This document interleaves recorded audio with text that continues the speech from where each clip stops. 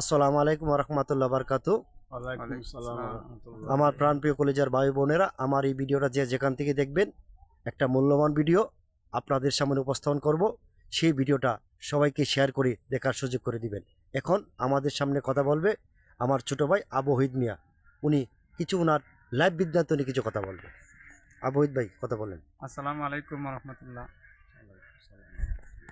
আলহামদুলিল্লাহ পাকের অশেষ মেহেরবানি শুকরিয়া যে আল্লাহ পাক রব্বুল আলামিন আমাদেরকে এই পর্যন্ত নেক হায়াত দিয়ে আল্লাহ তাআলা আমাদেরকে যে জীবিত রেখেছেন এই জন্য আল্লাহর কাছে শুকরিয়া আদায় করি আলহামদুলিল্লাহ। আলহামদুলিল্লাহ। তো বিষয়টা হচ্ছে বলো ভাই, আসলে পেজটা তোমার দেখা হয় বিষয়টা তো মানুষ তো চিরস্থায়ী থাকবে না।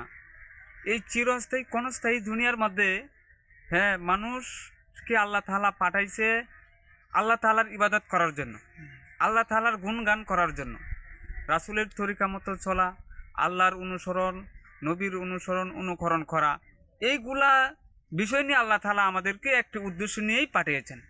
সুতরাং আমরা যাহাতে 5 ওয়াক্ত নামাজ জামাতের সহিত গুরুত্ব ও ইহতিমাম সহিতভাবে আদায় করতে পারি, সেই তৌফিক যেন আল্লাহ তাআলা আমাকে এবং আমাদের সবাইকে যেন আমল করার তৌফিক দান করে এবং দান করে। আমিন।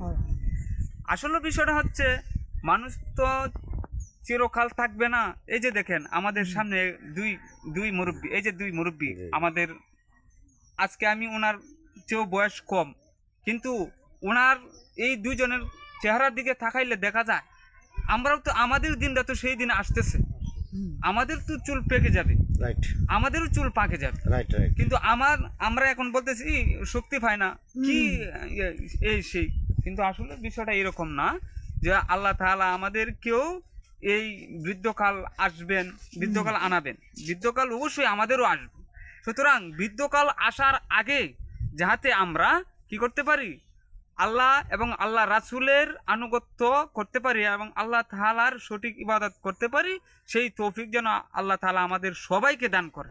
আলহামদুলিল্লাহ। আসসালামু আলাইকুম ওয়া রাহমাতুল্লাহি ওয়া বারাকাতুহু।